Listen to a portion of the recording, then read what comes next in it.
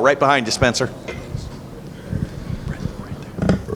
Ryan, when you have a half like you guys did in the first half, is it calm in the locker room? Is there a sense of just go out and get the thing done, or what did you see in the locker room from these guys that made you think that they were going to do what they did in the second half? It's a good question.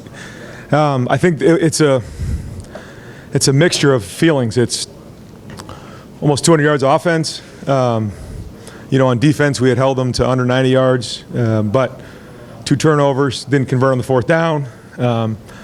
I thought we worked hard trying to score there, and then the last 4 minutes of the first half didn't do that. Had the turnover. So there was, on defense there was an energy, but also even on offense, it's like if we just take care of the football, we can turn this thing and get going, because the score was probably a little bit different if we take care of the ball coming out of halftime. Then, we really wanted to come out and have a great drive, to start the third quarter. And then we start getting the short fields on the turnovers, and the game just, flipped there. And I think it ended up being 28 straight points. And so that was good to see. Not that you like to see those kind of things, but it is good to face a little bit of adversity and see how our team responds. And so all things we can learn from. Over to the left, Cameron Teague Robinson, The Athletic. Ryan, it seemed like you guys could run when you wanted to in this game. Deep at the line, kind of controlled Caleb Johnson. For both sides of the ball, how important for this program going forward was it for you to see that you could dictate things up front on off the line and deep at the line? Well, that was the challenge coming in. It was, we say 60 minutes of inside drill and figure out where we are, running the ball and stopping the run. So we have a reference point moving forward. I think this can give us a lot of confidence moving forward. There was a big challenge to our entire team about physicality and toughness. I thought we answered that. We'll watch the film and get it figured out. But there's a team right there that feels like they got challenged and they answered that. But as you can imagine, it didn't take too long for us to set our focus on Oregon. And so our focus is when we leave the locker room today that we're already starting on Oregon. But all that being said, we will watch the film tomorrow. We'll learn from it. We'll call out the champions, identify those, and make sure that we recognize the hard work that was done to go win this game, because we have a lot of respect for Iowa, Coach Ferentz, and the way they do things. It's a veteran team that's played a lot of football, and it's not easy to rush for 200 yards against that defense.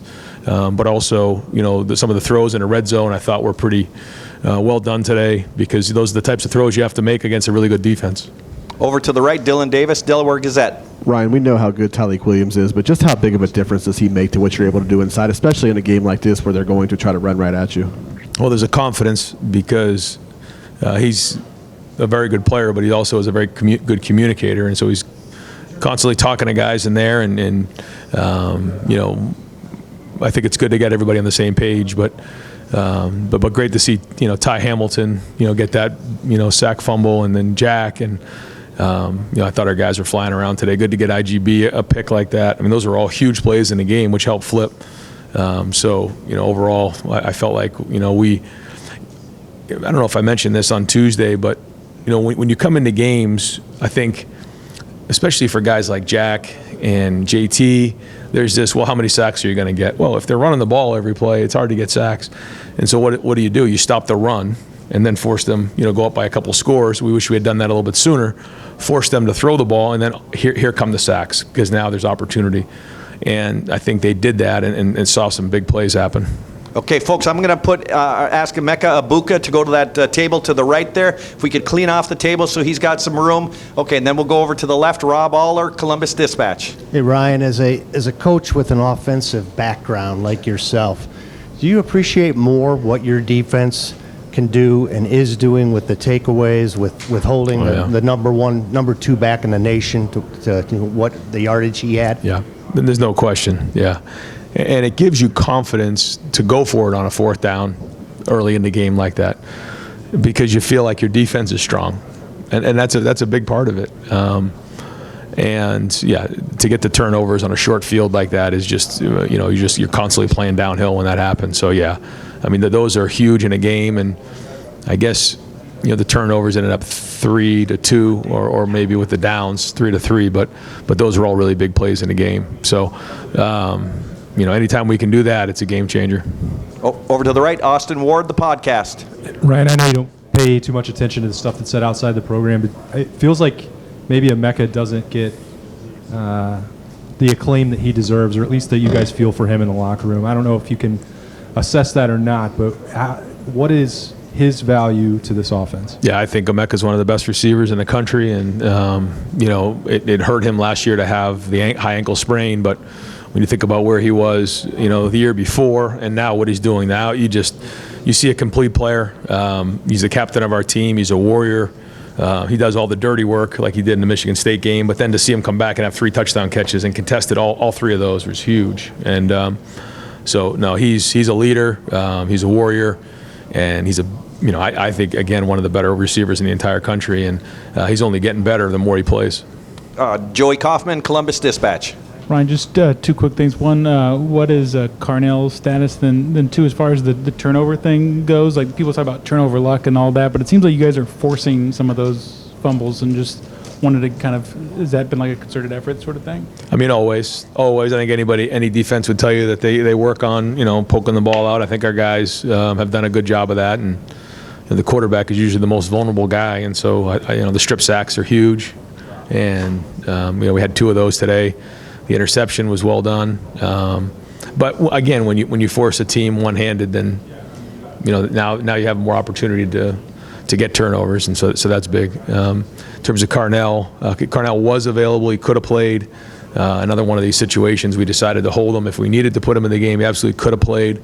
But we just felt like it was the right thing to do to hold him, and hopefully we'll have 100% Carnell going into next week. Over here to the right, Pat Forty, Sports Illustrated. Ryan, you knew Jeremiah Smith was an elite talent coming in, but what about him made him ready to contribute and be a huge impact right away? I think probably overall maturity. What I mean by that, like his physical maturity. He's big and strong, as you see, and so that's important. I think the next thing is his emotional maturity. This is somebody who practices hard every day. He's avoided distractions up until this point. He stays disciplined, practices really hard. I know that fumble is going to absolutely kill. It's going to bother him. And I think that's what makes him great. But he also has a lot of confidence, and we have a lot of confidence. That we go right back to him and know what he's capable of. So he's got a great coach in Brian Hartline. He's got a great mentor in Emeka Egbuka. But he also came in with a great work ethic and a great mindset. But also, physically, he's big and strong, which allows him to get on the field sooner. Bill Rabinowitz, Columbus Dispatch. This was the best defense Will Howard has faced. I'm sure he had the pick. He had some throws probably would like to have back. But then he obviously rebounded second. How would you kind of assess his performance and what you think he got out of this game?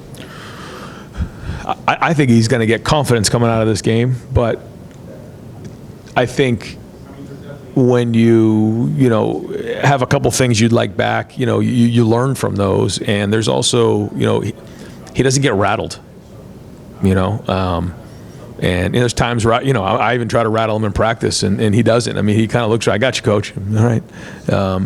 And that's a good sign for a quarterback. And I know he would like to have, that throwback and a couple other things, but I thought the throw to Jeremiah on the double move was excellent, and some of those throws down in the red area, the one in particular to Emeka in the corner of the end zone here on the close side was a tremendous throw and catch, and he did make some nice third down throws. And even the third down throw he made on 3rd and long to get it to 4th and manageable. We probably were going to pooch there, but he got enough. Jeremiah got it to, I think, was it 4th and 2 or 4th and 3, and then he converts on the 4th down. I mean, those are huge plays, and then the red zone throws. So that's winning football. And then when you add that into him making a few plays with his feet, that's sort of the X factor right there.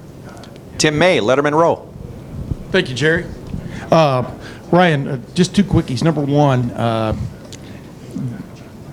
are you more proud, this is like asking which kids you like most, but are you more proud of the way the offensive running game went today, or are you more proud of the defensive play against the rush? I mean, obviously we talked about earlier. I mean, that's 2 kids you got to love, I guess, at the same time. But. Yeah, well, I mean, that was the challenge.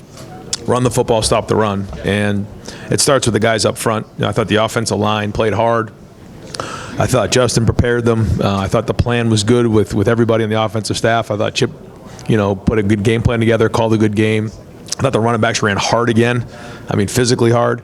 But the defense really showed up, and it started off with a really good week of Tuesday and Wednesday. We had our second offensive line go down and give a great look, and Tuesday was okay. Wednesday was much better, and then the guys really showed up on Saturday. So if we can keep grinding on these Tuesday and Wednesday practices, we can keep building on this, because that's, to me, what the difference is. And we're going to need a big week of work this week against Oregon.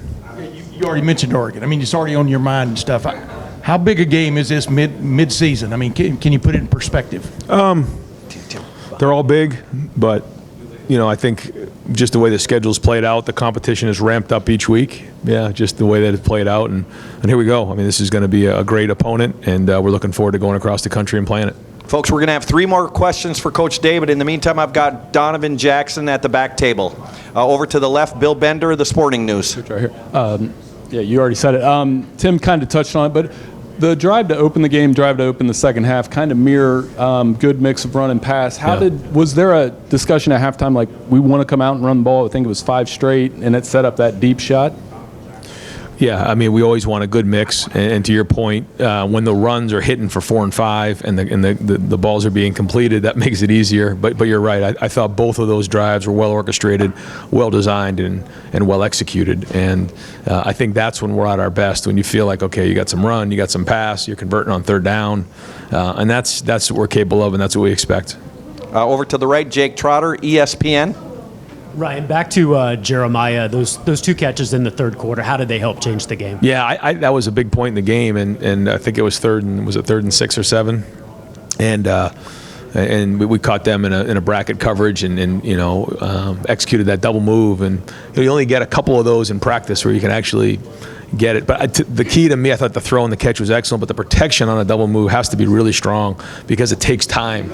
And I thought I'd like to see how much time that actually took on the watch. My guess is probably longer than 3 seconds. Anytime you get that kind of protection, that's huge. And so that was a challenge for the offensive line. We knew that on that play we could get a next play if we were able to hold on, and we did. And then Will and Jeremiah did the rest. And then to come right back with the one-on-one was a big time play. Yeah. And final question for Coach Steve Hellwagen, 24/7 Sports. Coach, I want to ask you about the linebackers, Sonny Styles, Cody Simon. It just feels like with each game, you're feeling Sonny Styles' presence a little bit more. He seems like he's getting comfortable and confident. And that series down on the goal line where they didn't let him off the goal line right before halftime, those guys really stood up. Yeah, they did. And you look at Higgins for them, number 34. I think he had 171 tackles last year. How many inside zones has he seen in his life? And you think about where Eichenberg was, and you think about some of the great linebackers that are out there. They've played a lot, they've seen a lot. They're able to diagnose plays, and the more Sonny plays, the more he's able to learn and diagnose those plays faster. And Cody played strong in there. Arvell was in the mix. Safeties were strong. Lathan came up, made some plays. Caleb played well again. So they were all involved with it. But no, good to see Sonny get more and more of those reps, because every rep he gets is an investment in his future, and he'll play faster and faster the more he plays. Great. Coach, thank you very much. Thanks, guys.